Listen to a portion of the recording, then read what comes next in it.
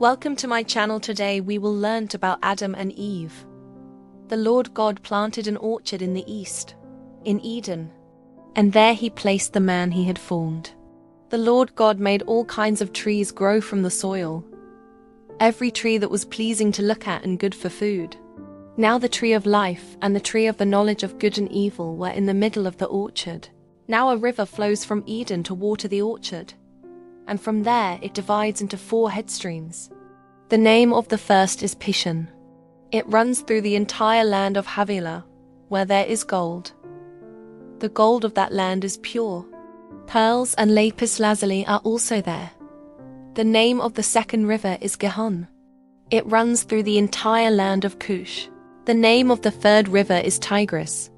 It runs along the east side of Assyria. The fourth river is the Euphrates. The Lord God took the man and placed him in the orchard in Eden to care for it and to maintain it. Then the Lord God commanded the man, "You may freely eat fruit from every tree of the orchard, but you must not eat from the tree of the knowledge of good and evil, for when you eat from it you will surely die." The Lord God said, "It is not good for the man to be alone. I will make a companion for him who corresponds to him." The Lord God formed out of the ground every living animal of the field and every bird of the air. He brought them to the man to see what he would name them. And whatever the man called each living creature, that was its name. So the man named all the animals, the birds of the air, and the living creatures of the field. But for Adam no companion who corresponded to him was found.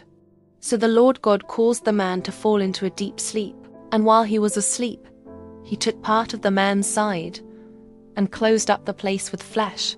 Then the Lord God made a woman from the part he had taken out of the man, and he brought her to the man. Then the man said, "This one at last is bone of my bones and flesh of my flesh. This one will be called woman, for she was taken out of man. That is why a man leaves his father and mother and unites with his wife, and they become one family." The man and his wife were both naked, but they were not ashamed. Now the serpent was shrewder than any of the wild animals that the Lord God had made. He said to the woman, "Is it really true that God said, 'You must not eat from any tree of the orchard'?" The woman said to the serpent, "We may eat of the fruit from the trees of the orchard, but concerning the fruit of the tree that is in the middle of the orchard, God said, 'You must not eat from it, and you must not touch it, or else you will die.'" The serpent said to the woman, "Surely you will not die, for God knows that when you eat from it, your eyes will open and you will be like God, knowing good and evil."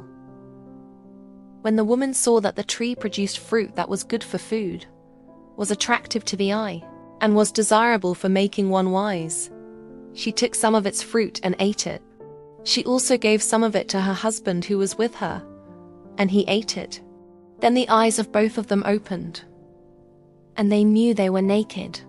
So they sewed fig leaves together and made coverings for themselves. Then the man and his wife heard the sound of the Lord God moving about in the orchard at the breezy time of the day, and they hid from the Lord God among the trees of the orchard. But the Lord God called to the man and said to him, "Where are you?" The man replied, "I heard you moving about in the orchard, and I was afraid because I was naked, so I hid." And the Lord God said, "Who told you that you were naked?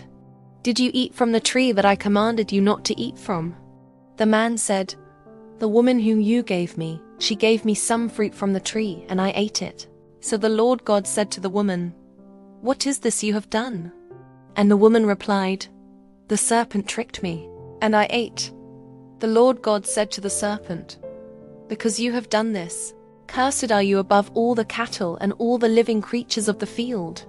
On your belly you will crawl, and dust you will eat all the days of your life. And I will put hostility between you and the woman, and between your offspring and her offspring. He will strike your head, and you will strike his heel." To the woman he said, "I will greatly increase your labor pains. With pain you will give birth to children. You will want to control your husband, but he will dominate you."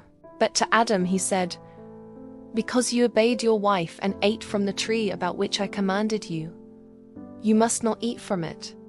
The ground is cursed because of you. In painful toil you will eat of it all the days of your life.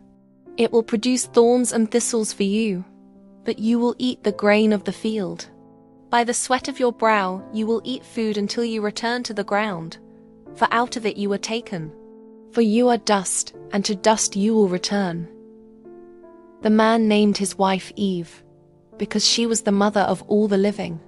The Lord God made garments from skin for Adam and his wife, and clothed them. And the Lord God said, "Now that the man has become like one of us, knowing good and evil, he must not be allowed to stretch out his hand and take also from the tree of life and eat, and live forever."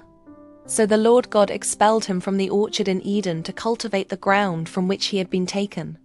When he drove the man out, he placed on the eastern side of the orchard in Eden angelic sentries, who used the flame of a whirling sword to guard the way to the tree of life.